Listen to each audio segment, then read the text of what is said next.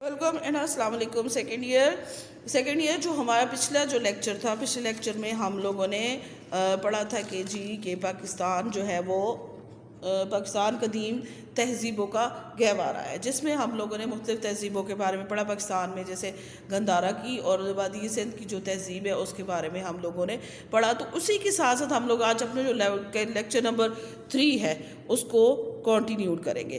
تو یہاں پہ اب سب سے پہلے کہہ رہے ہیں کہ ثقافت میں سب سے بنیادی چیز جو ہوتی ہے وہ زبان ہوتی ہے. تو پاکستان میں پشتون، پنجابی، بلوچی، سندھی، براہوی، سرائکی، پوٹھوہاری، کشمیری اور گوجری ثقافتیں مشہور ہیں. یہ وہ ثقافتیں ہیں جو زبان کی بنا پر مختلف نسبتی ناموں سے مشہور ہوئیں. تو چلیں اب ہم ایسے کرتے ہیں کہ تھوڑا تھوڑا ان کو پڑھتے ہیں. سب سے پہلے ہمارے پاس آ جاتی ہے جی پشتون ثقافت. نام سے ظاہر جیسے پشتون صوبہ خیبر پختونخوا کی، ٹھیک ہے، صوبہ خیبر پختونخوا ہو گیا، صوبائی وفاقی قبائلی علاقہ جات، بلوچستان کے چند اضلاع، میاں والی. جنوبی اور مشرقی افغانستان میں جو ثقافت مشہور ہے اسے ہم پشتون ثقافت کے نام سے یاد کیا جاتا ہے. اچھا جی، پشتون ثقافت جو ہے وہ ان عادات اور اطوار کا مجموعہ ہوتی ہے کہ یہ ان عادات اور اطوار کا مجموعہ ہوتی ہے جو اس خطے کے لوگوں کی زندگی میں موجود ہوتے ہیں. اب یہاں پہ جو پشتون ثقافت ہے اس کی خصوصیات کیا کہتے ہیں کہ اس میں بہت سے ایسے عناصر اور ایسی خصوصیات ہیں جو اسے دوسری ثقافتوں سے ممتاز کرتے ہیں. سب سے پہلے ہمارے پاس یہ کہہ رہے کہتے ہیں کہ ہمارے پاس جو ہے جفا کشی، کہ پشتون ثقافت سے تعلق رکھنے والے جو افراد ہوتے ہیں وہ جفا کش اور بہادر ہوتے ہیں. دوسرے نمبر پہ ان کے پاس آ جاتا ہے غیرت. یہ افراد غیرت مند ہوتے ہیں اور یہاں غیرت کے نام پر قتل بھی کیے جاتے ہیں. تھرڈ نمبر پہ آتا ہے مہمان نوازی. تو پشتون ثقافت سے تعلق رکھنے والے لوگ بہت زیادہ مہمان نواز ہوتے ہیں. فورتھ پہ کہتے ہیں ہتھیاروں سے محبت. یہ افراد جو ہوتے ہیں نا یہ ہتھیاروں سے محبت کرتے ہیں اور ہتھیار استعمال کرنا اپنی عزت سمجھتے ہیں. اس کے بعد ہمارے پاس آ جاتا ہے لوک گیت. پشتون ثقافت سے تعلق رکھنے والے لوگ جو ہیں وہ لوک گیتوں میں بہت دلچسپی ہوتی ہے. یہاں پہ لوک گیت جو ہوتے ہیں بڑے مشہور ہوتے ہیں اور لوگ ان کو بڑے مزے سے سنتے ہیں. ٹھیک ہو گیا. آگے کہتے ہیں کہ فتح یابی و محبت کی رومانوی داستانیں. پٹھان طبقے میں فتح یابی، محبت اور رومانی داستانیں جو ہیں وہ بہت زیادہ پائی جاتی ہیں. اب ان میں آپ کے پاس وہ ریشم خان اور درخانے کی ہے، وہ اس میں بڑی مشہور جو ہے ان کی رومانوی داستان تھی. نشانہ بازی ہے، دلیری کے ساتھ ساتھ یہ افراد نشانہ بازی میں بہت زیادہ ماہر ہوتے ہیں، یعنی بڑی مہارت اس میں رکھتے ہیں. پھر گھڑ سواری ہے، گھڑ دوڑ. ان کے علاقوں میں گھڑ دوڑ کھیل بھی کھیلا جاتا ہے کہ گھوڑوں کی جو دوڑ ہوتی ہے ان کا مقابلہ کیا جاتا ہے. یہ کھیل وغیرہ وہاں پہ ہوتے ہیں. اچھا جی، سخت کوشی یا جانی دشمنیاں. یہ افراد سخت جان ہوتے ہیں. پٹھان لوگ جو ہوتے ہیں زیادہ سخت جان ہوتے ہیں اور اگر کسی سے مخالفت آ جائے تو یہ جانی دشمن بھی بن جاتے ہیں. جائیداد کے جھگڑے. پشتون طبقے میں افراد زمین اور جائیداد کے جھگڑوں میں مصروف رہتے ہیں، یعنی ان کی جو دشمنیاں ہوتی ہیں، ان کے جو جھگڑے ہوتے ہیں وہ بہت زیادہ بھی ہوتے ہیں اور بہت لمبے بھی جاتے ہیں. پھر انا اور بزرگوں کی قدر و عزت. اس ثقافت میں یہ خوبی ہے کہ انا کو بہت اہمیت دی جاتی ہے اور اس کے ساتھ ساتھ بزرگوں کی قدر و عزت کا بھی خیال کیا جاتا ہے. ایگوئسٹک بہت زیادہ ہوتے ہیں، انا پہ ان کی بڑی جلدی ہارٹ ہو جاتی ہے جس کی وجہ سے ان کی دشمنی جو ہوتی ہے وہ جھگڑے بھی پیدا ہو جاتے ہیں. پھر ناموس اور آزادی کی حفاظت. پشتون ثقافت سے تعلق رکھنے والے افراد جو ہوتے ہیں عزت کے نام پر قتل تک کر دیتے ہیں اور آزادی کے متوالے ہوتے ہیں اور سرکشی ان میں سب سے زیادہ ہوتی ہے، یعنی وہ سرکش ہوتے ہیں، وہ ہر کسی کو اوبے نہیں کرتے. آگے یہ جو جتنی بھی یہ چیزیں تھیں یہ وہ چیزیں ہیں جو پشتون ثقافت کو دوسرے سے ممتاز کرتی ہیں. اچھا جی، نیکسٹ ہمارے پاس اب آ جاتا ہے جی پنجابی ثقافت. پنجابی ثقافت کے بارے میں یہ ہے کہ یہ ثقافت سے پہلے سب سے پہلے کیا کہتے ہیں کہ ثقافت معاشرتی ورثہ ہے جو ایک نسل سے دوسری نسل میں انفرادی اور اجتماعی طور پر منتقل ہوتا رہتا ہے. 5 دریاؤں کی سرزمین پنجاب برصغیر پاک و ہند کا زرخیز ترین علاقہ.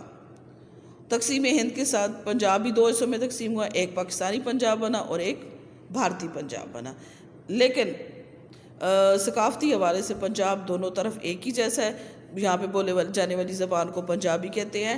اور اب پنجاب کی جو زبان ہے، جو ثقافت جو ہے وہ پائی جاتی ہے، وہ سب سے پہلے کیا کہتے ہیں کہ ثقافت میں تہوار اور میلے ہوتے ہیں، ٹھیک ہے۔ اب اس میں کہتے ہیں کہ پنجابی ثقافت میں تہوار اور میلے بہت خاص مقام رکھتے ہیں۔ دوسرے نمبر پہ عروس اور لڈی ناچ ہے۔ پنجابی ثقافت میں خوشی کے مواقع پر لڈی ناچ کیا جاتا ہے اور رنگا رنگا لباس بھی پہنا جاتا ہے۔ گھڑ سواری جو ہوتی ہے اور گھڑ دوڑ جو ہے، پنجاب میں گھڑ سواری اور دوڑ کے مقابلے بھی منعقد کیے جاتے ہیں، اور پنجابی ثقافت میں بسنت یعنی پتنگوں کا پتنگوں کا میلہ بھی منعقد کیا جاتا ہے۔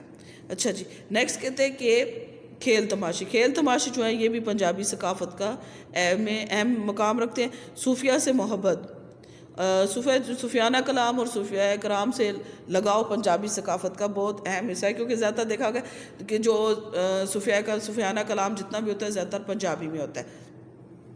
لوک ادب سے عشق، پنجابی ثقافت سے تعلق رکھنے والے لوگ مقامی ادب سے بہت زیادہ لگاؤ رکھتے ہیں۔ خوش خوراکی، پنجاب کے لوگ بہت خوش خوراک ہوتے ہیں اور طرح طرح کے کھانوں میں دلچسپی لیتے ہیں، اور قصہ گوئی کی بےتابی بھی ان میں موجود ہے۔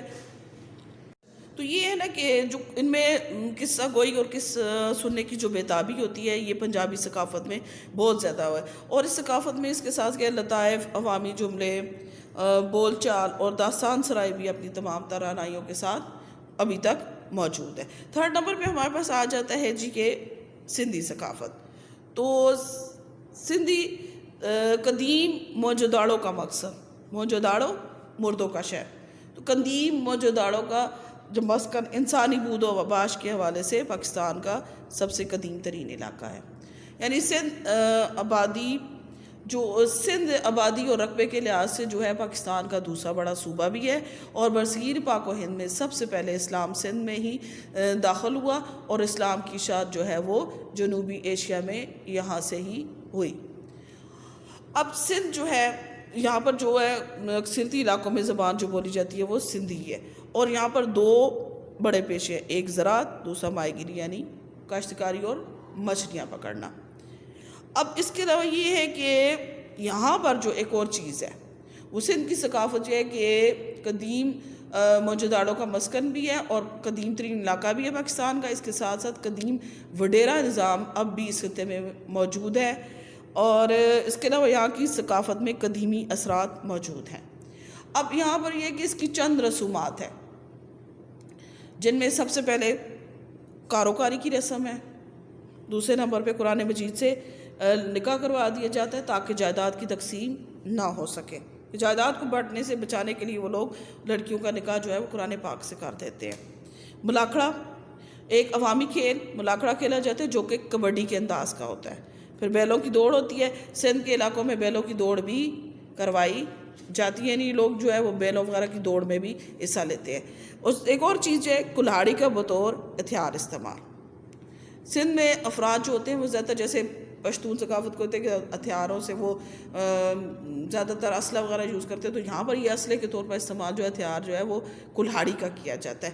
اور خواتین کے لباس پر گلکاری، خواتین کے لباس پر جو کڑھائی کی جاتی ہے وہ یہاں پر بہت زیادہ مشہور ہوتی ہے۔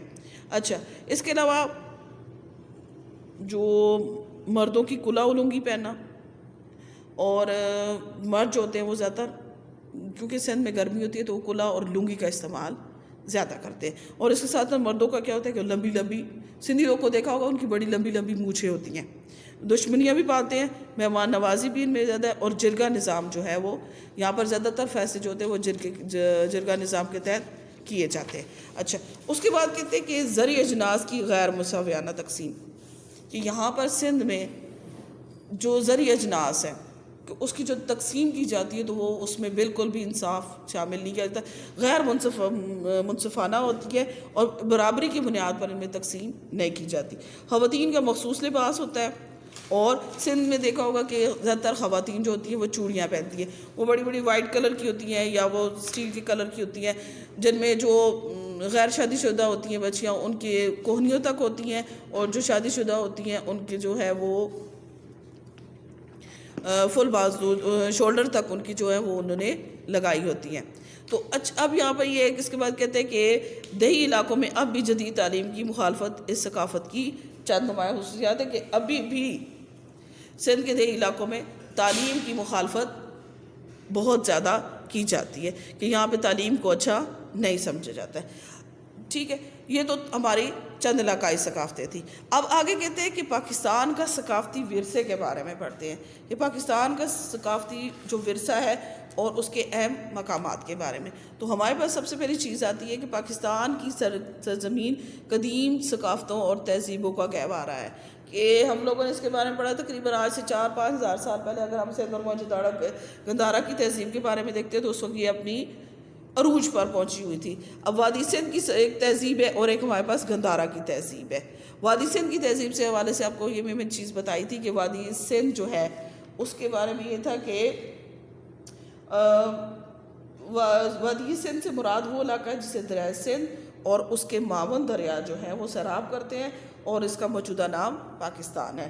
سرزمین پاکستان کو یہ فخر بھی حاصل ہے کہ یہاں قدیم ترین انسانی تہذیب نے جنم لیا ہے، اسے وادی سندھ کی تہذیب کہا جاتا ہے، اور یہ مصر اور عراق اور یونان جو ہے ان کی تہذیبوں کی ہم اثر تھی، اور آج سے 4,000-5,000 سال پہلے اپنے عروج پر تھی۔ ٹھیک ہو گیا۔ اب کہتے ہیں کہ وادی سندھ کی تہذیب کے اہم مقامات موہنجو-داڑو اور ہڑپا، کہ ہمارے پاس جو ہے وہ پنجاب میں ہڑپا اور سندھ میں موہنجو-داڑو ہے۔ ان مقامات کی مشاہدے سے اگر ہم آبزرویشن کرتے ہیں، ان کو دیکھتے ہیں تو پتہ چلتا ہے کہ وادی سندھ کی جو تہذیب تھی وہ شہری تھی، یعنی بہت زیادہ سویلائز تھی۔ موہنجو-داڑو اور ہڑپا کے شہر بہت وسیع اور گنجان آباد تھے، جو ان کے محلے، گلی کوچے اور بازاروں کی تعمیر و تربیت تھی، یعنی جب ان کو بلڈ کیا گیا تھا تو اس میں انہوں نے بڑی محنت سے کام لیا، یعنی بالکل یہ پری پلان تھے۔ گلیاں ان کی کشادہ تھی، صفائی کا اعلیٰ انتظام تھا، نکاس، پانی کے نکاس کے لیے پختہ نالیاں تھیں، اور یہ لوگ اس سے پتہ چلتا ہے کہ یہ لوگ بہت تہذیب یافتہ تھے، یعنی بہت زیادہ سویلائزڈ یہ تھے۔ ان کے مکانات کی تعمیر میں بھی بڑا سلیقہ نظر آتا ہے۔ بیرونی دیواروں کے فرش پر بھی پختہ اینٹوں سے بنائے گئے ہیں۔ گھر میں تازہ ہوا روشنی کا معقول انتظام تھا۔ موسم کی شدت سے بچنے کے لیے گھروں کے نیچے تہخانے تک انہوں نے بنائے ہوئے تھے، اور تہخانوں میں روشنی اور ہوا کا مناسب انتظام تھا، اور گھر کے غسل خانے بہت کشادہ اور صاف تھے، اور پینے کے پانی کے لیے کنویں موجود تھے۔ یہ تو تھی وادی سندھ۔ اب گندھارا کا کہتے ہیں۔ گندھارا تہذیب کے اہم مقامات میں پشاور، چارسدہ، سوات اور ٹیکسلا رہے ہیں۔ گندھارا کے بارے میں یہ کہ پنجاب اور سرحد کے ان علاقوں کو جو اس وقت راولپنڈی اور اس کے گرد و نواح میں ہے واقع، قدیم زمانے میں گندھارا کا نام دیا تھا۔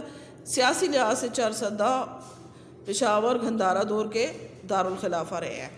گندھارا تہذیب کی شہرت کی بنیادی وجہ فنون لطیفہ، خاص طور پر کیا ہے، سنگ تراشی میں انہوں نے کمال حاصل کر رکھا تھا، کہ جو ان کی شہرت زیادہ تھی وہ سنگ تراشی تھی، کہ یہ پتھروں کو توڑ کے ان سے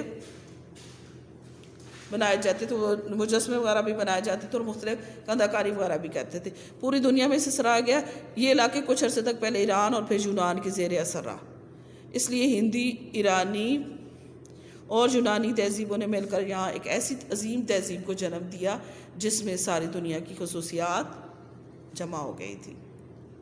گندھارا کا اب ثقافتی مرکز کہتے ہیں۔ گندھارا کا ثقافتی مرکز کون سا تھا؟ ٹیکسلا۔ یہ شہر علم و فن کا مرکز تھا، یہاں کی درسگاہیں بہت مشہور تھی۔ ٹیکسلا کے بارے میں کہتے ہیں کہ یہ بہت بڑی یہاں پہ تعلیمی یونیورسٹی تھی، جہاں پر باہر کے ممالک سے بھی لوگ آ کر علم حاصل کرتے تھے، کہ یہاں بہت سے ممالک سے طلبہ جو تھے علم کرنے کی غرض سے آتے تھے۔ اچھا، اب کہتے ہیں کہ گندھارا کے علاقے سے سنگ تراشی اور مجسمہ سازی کے نادر نمونے ملے ہیں، جو اس وقت ٹیکسلا کے، پشاور کے اور سوات کے عجائب گھروں میں نمائش کے لیے رکھے گئے ہیں۔